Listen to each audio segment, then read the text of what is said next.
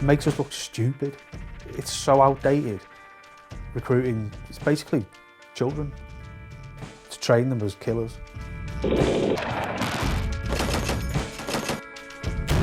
the travel, for the action, for adventure.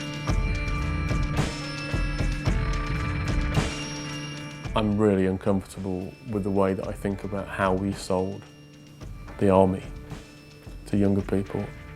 I feel like I was party to some fairly questionable stuff. For the places, for the people, for the laughs.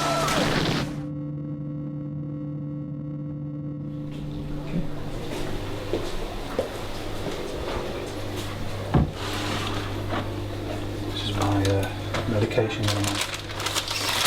These are antidepressants and anti-anxiety pills for panic attacks, you know, brought on by PTSD. How long will you go on taking this medication? For the rest of my life.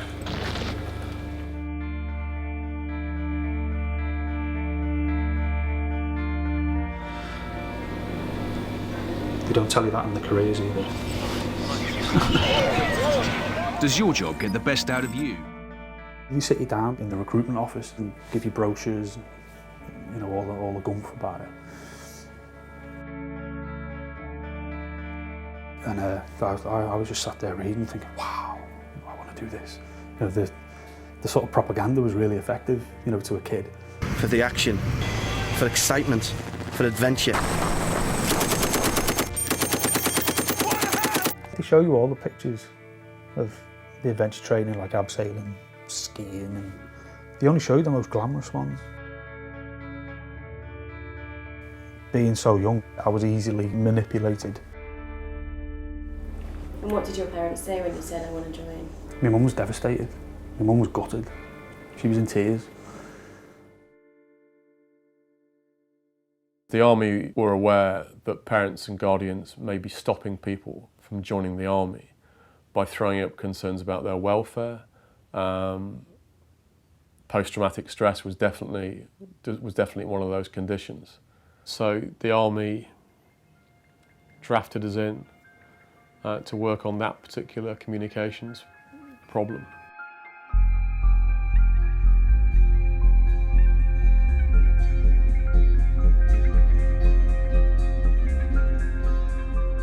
I just said, this is what I want to do. So reluctantly, she signed the consent forms, and off I went.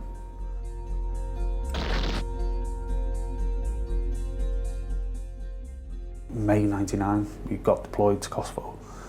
I was 19 then, so that was quite an eye-opener. The Serbian army has left horror in its wake. You could smell bodies, you know, burning bodies. When you smell that smell, it never leaves you. You're never using words like kill or maim. They would put people off. So you have to find different ways to express those concepts. The divorce between the language and the actuality starts becoming a problem when you start thinking about your audience. I then went to Iraq in 2005. When you're so young, you just can't comprehend what's going on. And my mum said when I come back I wasn't the same after that.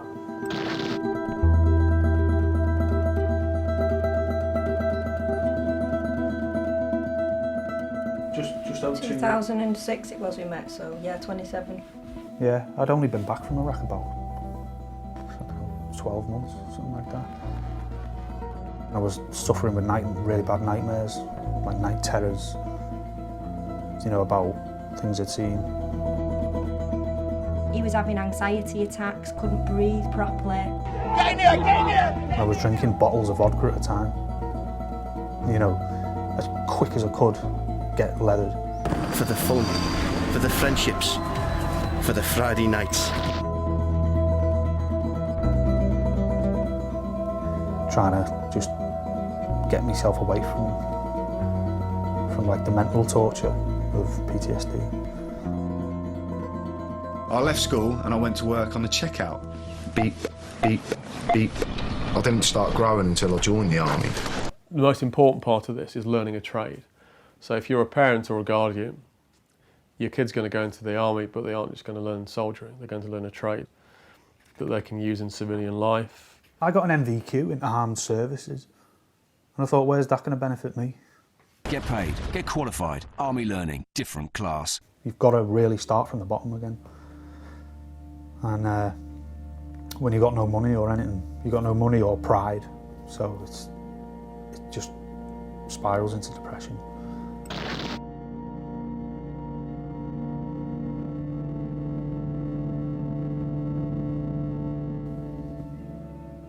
And how real is all this? The family aspect, the day-to-day, the day in the life, the training?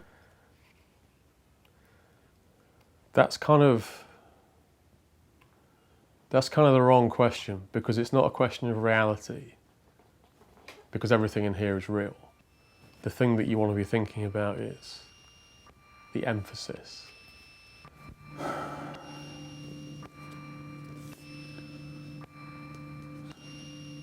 Doesn't show someone with the head blown off, does it? Or, you know, whose child has just been killed. Doesn't show that.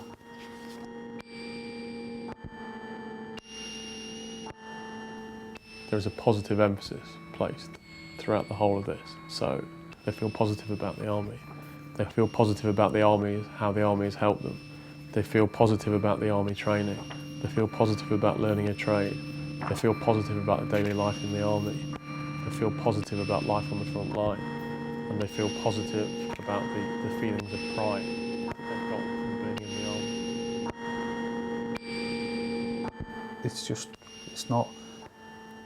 It's this deception. You know, they don't tell you the downsides of it. So, when you're so young, you know, so being so young, you don't know what you're doing. Initially, that didn't worry me, because we were answering a communications problem, and that was the appropriate way to speak to people of that age group. But as time wore on, I started thinking to myself, should we be speaking to this age group at all? I fell for it, you know, head first, you know.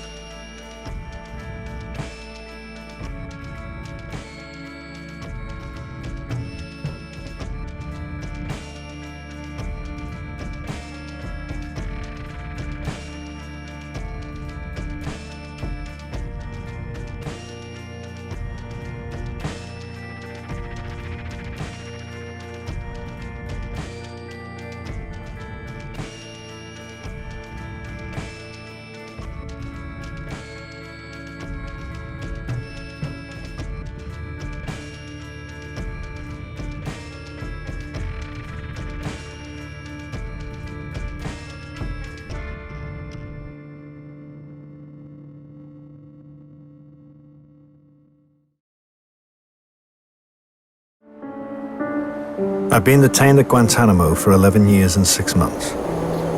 No, I think nobody knew Syria, even on the map, before this revolution. Guardian Witness is our new home for content you've created.